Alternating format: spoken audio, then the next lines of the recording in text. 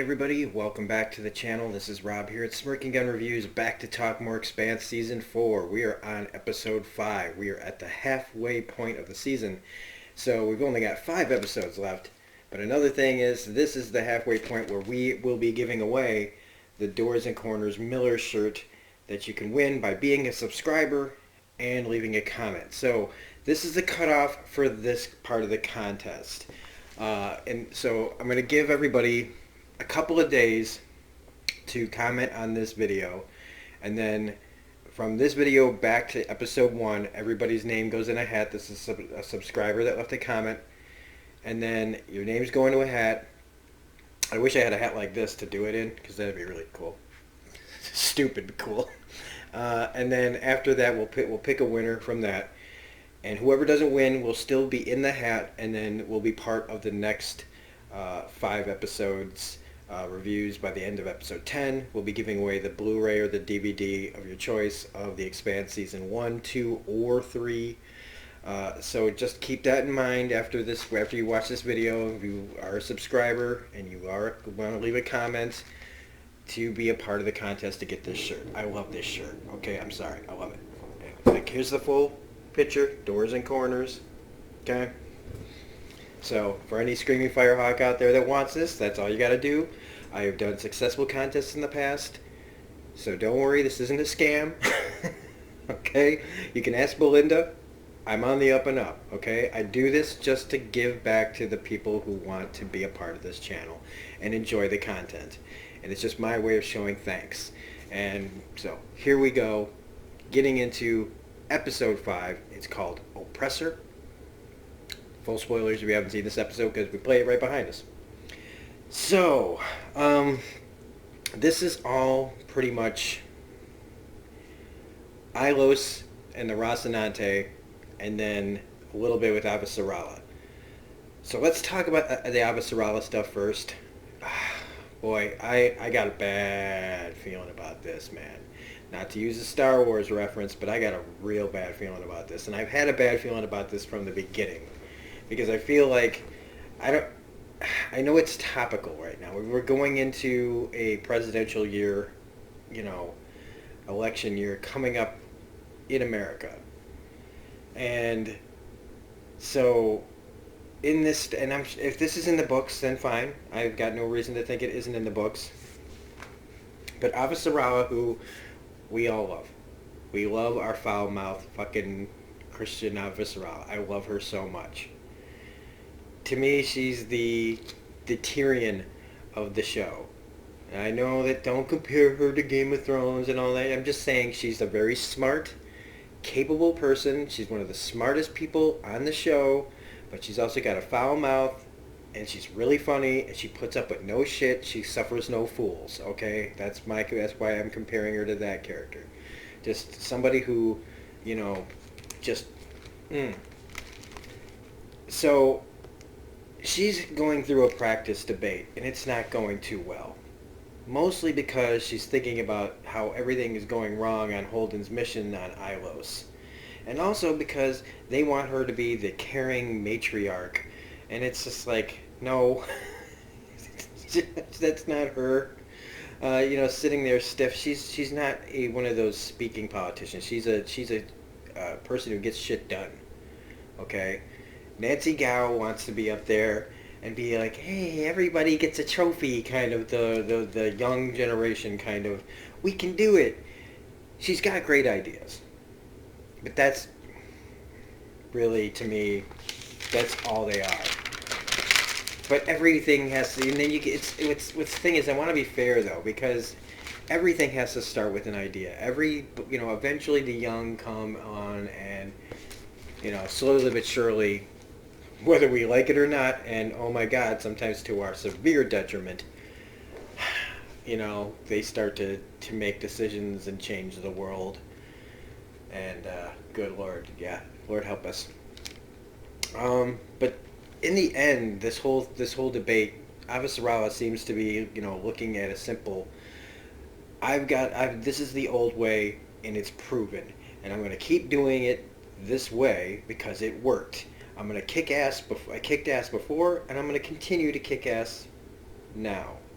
but she's not giving any new answers to the new problem. Nancy Gao is putting out a lot of ideas, and but really not. They're all kind of vague because it's all based on, oh, we've got all this opportunity now, but there's no plans beyond the niceties of it all. That, oh, so many jobs can be given, and all the unemployment, all the worlds, and different people can, just go out there and see. But that's just having the ideas. You have to have plans. You have to have experience. And basically what they need to do is put their heads together. Because even Gao's, when Avasarala throws the whole scandal of how she got, the lottery position in her face, and I knew this was going to bite her in the ass. I just knew it. That Gao was going to be like, oh, well, the runner-up, I gave him a job, and now he runs this, and oh, look at this person. They've got a job, and they're doing great. One person died of an overdose. I think they kind of glossed that one over, but, I guess that, if you can't make an omelet without breaking some eggs, right? So, she's proving that all these people she helped. She got up there, and she's talking about the system is broken, and she's right. Only a few can get in here. It's very elitist. And so it's the young versus old argument, the experience versus new ideas. And just like the belters and the inners, if they just put their heads together to solve this problem together, things would go probably more smoothly. But this is about a job. This is about a position. And she's trying to take it away from Avasarala. And I have a feeling that Avasarala is going to lose. Unless something happens, because then, what happens, right? What happens is she gets pulled away in an emergency. That there's a ship that's basically a fusion bomb headed towards the early asteroid detection site. And that it could destroy their defense systems. And they got a message that there were kids on board, but then after 10 minutes, and I'm going to sneeze. Sneeze is done. They couldn't contact the ship anymore. But it has the same markings as a ship that supposedly got destroyed, called the Sojourner, that one. All of a sudden, here it comes back, flying blind, charging towards Earth. Sorry, Charlie, but you gotta go. And they have no choice but to shoot it down. Bad timing? Yes. Blowing up a ship, because now it's just more ammo for Nancy Gao to go, well, this wouldn't happen if if we had things in place. And it's like, she's not wrong, but she's not right either. And they call it bad timing. It is bad timing, but I call it convenient story timing as well. This feels like it, this, I don't know. I don't know how I feel about that part of the story. This just suddenly happening out of nowhere. This feels really convenient, and unless there's an actual reason for this all happening, because I know the pirates are trying to start shit. So does that mean that possibly they're in on it with Nancy Gao? Probably not. I'm reaching there. I know I'm reaching. Because I just kind of don't really like Nancy Gao's character, even though, like I said, she's got ideas, but she's basically a kid who's had no real experience. She's got she's got all the math, you know what I'm saying, but she hasn't applied it to anything. So next up, we're going to talk about the Rossi and the Ilus stuff, because they pretty much are entangled. We get the flashback to what was actually intended with the launch pad explosion. That what they were trying to do was blow the launch pad so that nobody could land for a little while, and that they could get their lithium off, because they were trying to make money. That's basically it. They were trying to get some money before anybody could come and fuck up their shit. It's a stupid plan. It's the desperate work of the Belters. It's totally something that they do. But they didn't count on Murtry's ship coming 10 days early, because they weren't supposed to be there, remember? So she blows it early to try to save some of the lives. The other Belters were going to let them land and get blown the fuck up. So we know that it was never intended to hurt anybody, but the rest of them didn't care. Meanwhile, you got Holden coming for Amos. But the whole "I'm taking charge" thing really doesn't hold, because the whole question of this is who's in charge? Who really is? Who has any say here? The Belters have their claim, the Inners have their claim, and Holden's there to just find out about the machines and make sure that it's safe, and do they need to get everybody the hell out of there? And so I do like, I'm glad, again, Burn Gorman, man, like maybe I've just got that kind of face, and he does. Because he's not, like, here's the thing. It's violence happened to him, so the answer to, in his mind, is extreme violence on the other side. Violence plus violence equals violence. It's, I mean, it's a tired thing to say, right? We've been dealing with this for 4 seasons now, and it's not changed. So I'm not saying anything new or fresh or anything like that. It's just the same kind of old story. And that's one thing that it's a little criticism about it, is that it's just the continuing everybody banging heads against each other story. But then Murtry rigs one of the uh, evacuation ships to blow up. It's not, doesn't have to blow up, but that's the option that he wants. And I mean, if you tell people that, like, see, this show usually would give you like some sort of surprise, and not telegraph the thing that's going to happen. Now, I know a lot of you have already seen this, and I haven't. At this point, some of you have probably seen the show 3 or 4 times. Good on you. Thank you for not spoiling things in the comment section.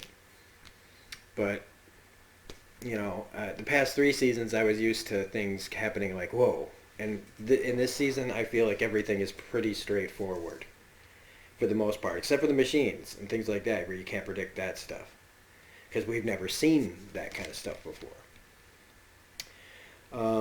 We find out that Lucia's daughter's missing. We still don't know what happened with that, because they think it's Murtry who had that plan about saying he was going to hurt, people's families. But the Belters won't leave even if they die, they say. And, I'd admire it if it wasn't like willful ignorance caused by the earned mistrust that they have of the Inners. So it's like it's fine that they don't trust the Inners to an extreme degree, but now they're pushing willful ignorance.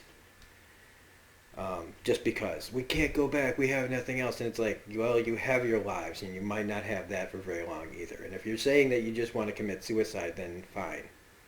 Everybody should have the right to choose when they go out, just as long as they don't hurt anybody else in the process, in my opinion. And no, I'm not saying that suicide is just right to just do. I just mean that I don't know what I mean there.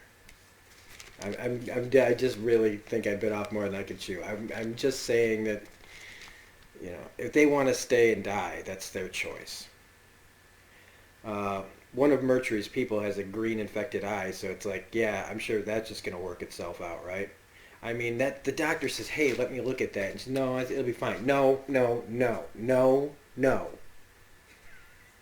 You go, come here, sit down.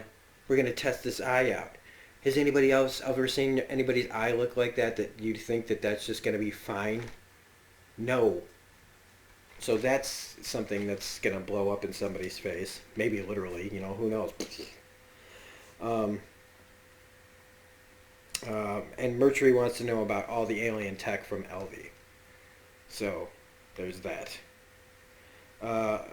They start seeing more, so we get more of the Israel trying to get information from the Rocinante, because they've seen the heat signatures. We've all seen the heat signatures. I talked about it in a previous review about possible like volcanoes or activity like that.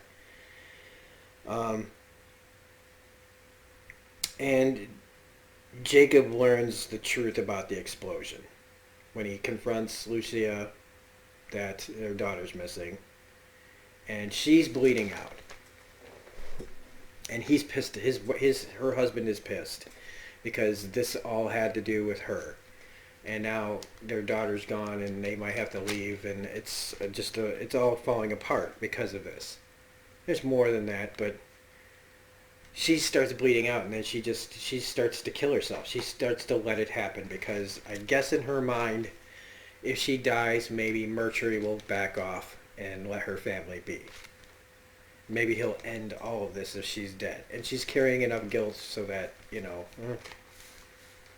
But the Belters then they move on the inners.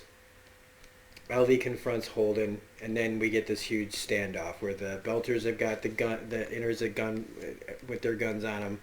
Murtry's there, and then the Belters send a message to, as we can only assume, to Earth, or to anybody that will listen, that will then spread it to Earth, that the inners were killing their people without, trial. They were being murdered. And so this is going to cause even more problems for Avasarala, or maybe it actually helps Avasarala, saying, look what's happening out there. This is what you're talking about. There's no peace out there. It's not safe. In a way, in my opinion, on the surface, this could actually help Avasarala. It could hurt too, but Holden again, beating his head against the wall, blaming himself.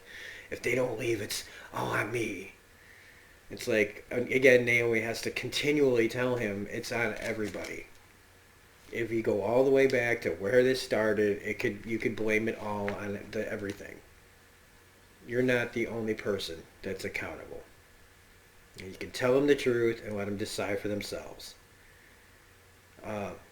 They find Lucia bleeding out, and they save her. I'm not going to pour on that part. They save her. She wanted to die. We get it. But then, for the last bit, Naomi shares her past with Lucia and tells her, look, I fell in love with somebody. I did some bad stuff, and when I said no, it's the last time I saw my son. And there's this path where you're in this situation like I am, where if you lose your daughter, I have a family now, a family that I didn't think I would ever need or want. I didn't expect it, but that's the situation we're at. And there's a way for you to get to where you are right now to where I am, and it's just going to take time. And you have to be willing to try and not give up. So there you go. Holden then, with this big standoff going on, comes clean. Because they're not making any headway. Again, it's just everybody just slamming against the wall, just nobody's budging. And Holden comes clean about everything. About Miller, about the proto-molecule, about the machines, all of it. And kind of justifiably, they think he's crazy. Because he's got no proof. But what is proven is that a lot of this stuff didn't start until he got there. Pretty much all of it.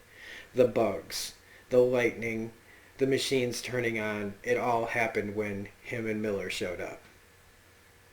And basically, he tries to tell them that Miller, the proto-molecule, is trying to find out what killed its creators.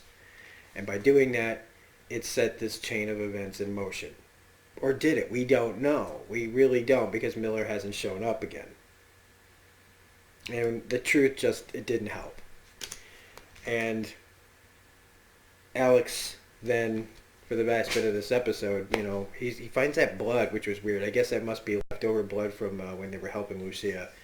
But he sees the map, and he sees this huge, huge heat signature pop up.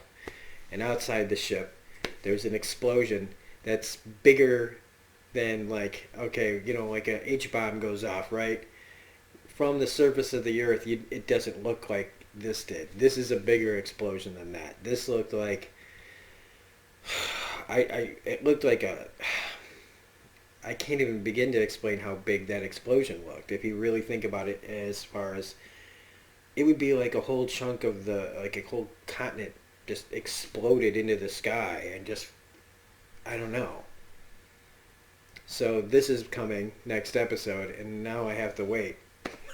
Because it's really late, and I can't do another review. So, holy crap, what an ending. Can't wait to see what happens in episode 6. So, Again, remember everybody, if you want to win this t-shirt, you've got to have left a comment on any of the previous reviews and be a subscriber. So if you liked this review and you want to win this t-shirt, this t-shirt, leave a comment and be a subscriber. I'll announce the winner to the contest probably by Friday when I give people a chance. So it's like, let's see, tomorrow's Monday. So like on Thursday, I'll announce the winner to the t-shirt contest. I'll still be making reviews for next episodes, but this is the cutoff. If you don't leave a comment on this video by Thursday, by Wednesday, and then I'll announce the winner on Thursday. So you got till Wednesday, by midnight before it turns Thursday to leave a comment on here. So if you like this review, though, please hit the like button, comment, share, comment. I love your comments, guys. Share the video with the other Screaming Fire Rocks out there. Let them know that there are other options out there to watch, because I don't put my pictures. I don't have a picture of myself going like, like how reaction videos do. Like, I don't put that on there. I just have a picture of the show and the description of what we're watching, what I'm going to review. Mostly because I don't know how to do it. But I still wouldn't be going like the Expanse season 1 or season 4 episode 5 and have me up there like going,